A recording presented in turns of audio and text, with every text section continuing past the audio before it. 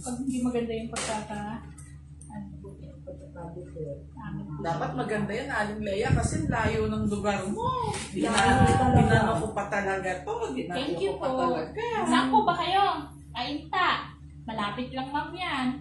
Kasi ang mga customer ko po, minsan Cavite, Bulacan.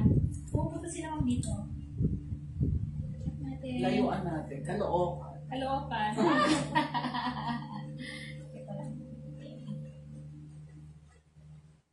Alisin na natin to kasi kahit anong gawin natin, ano na siya, dry na po siya. So, hindi na po siya healthy. Parang pag tumutubo, ganyan din eh. Hindi ma'am, okay naman yung buhok niya. Ganun? Oo. Ito lang sa ibabaw. Okay naman kasi fine hair siya. So, ang ano niya, nagda-dry, baka sobrang tagal binababad niyong nagkukulot. Fine hair siya, dapat hindi masyadong matagal. Ilang minutes ba binababad, mami? Sabi, sinabihan nga na, ang sandali lang kasi manipis, no ma? Pero matagal pa rin. Matagal pa rin. Ano po nilagay mo sa buhok mo ngayon, ma'am? Naglagay ka ba ng shampoo? Walang oil? Wala.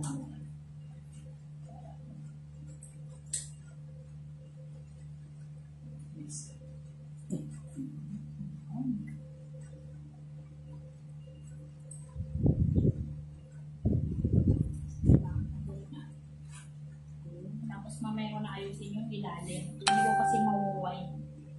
Pero it's nice. Winding. Ilabas na natin tenga niya. Sige, Okay lang? isa ko anong dapat. Pero half lang muna. Mamaya ko na siya bubigyan ng maayos.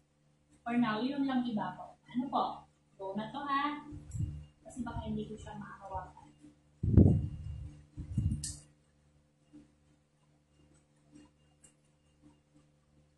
Ganda kami yun, Aling Lea. Layo-layo. Aling Lea talaga si ma'am. Buhok mang pinag-uusapan natin, mama. Sorry.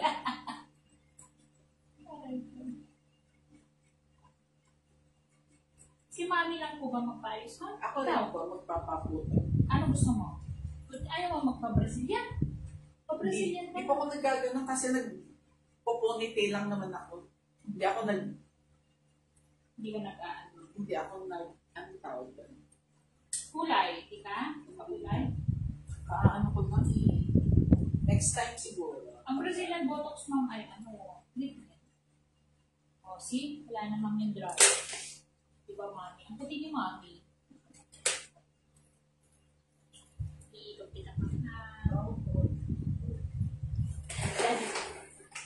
Kuya. Sawa. Ay! Sorry. Please. Yung asawa ko din, kala nila tatay ko. Alin yung matandaan? Opo. Sorry. Kapit daw pa. Ilang taon na siya? Sa tingin mo? Sa babae kasi sir, hindi halata masyado pagka nagkaayos. Kaya pag lalaki kasi napagkakamalan, sorry. Asawa ko din, nakala nila tatay ko. Opo. Ano po yung na-stroke? Mild lang, pero sinasadya na niya yung ginagawa.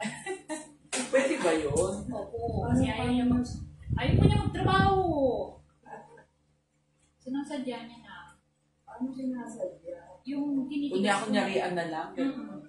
Kinakarir niya. Kinakarir niya na pinagawin yung kamay niya. Ayaw niya Ayaw niya. Napapulang gusto niya maghapon. Yan, isa na stress. Eh dati mo ano ang trabaho? Sa wallet ko yun natin. Pagkir. Pharmaceutical pa yun. Kaso maaga siya nag-resign. 45 lang siya. Hindi siya nag-work. Masa na siya sa'yo. Kasi may monthly siya alote. Ba't na naman siya magtatrabaho pa? And then Saudi po kayo, di po ba? Saudi ba? Sa barko po. Si Matiyan. Mamaya ko na po bawasan to. Kasi nahirapan po ako. Sige po. Sa cruise ship po ako. And, yeah. Tapos nag-land base din ako.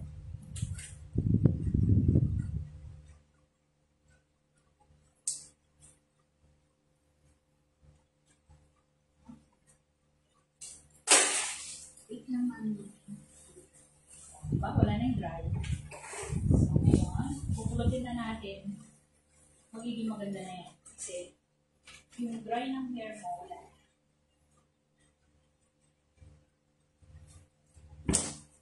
Aware po kayo pagka ano kayo, pinawinding kayo, medyo masakit yung konti. Okay lang po. Sa ngalan ng kagandahan.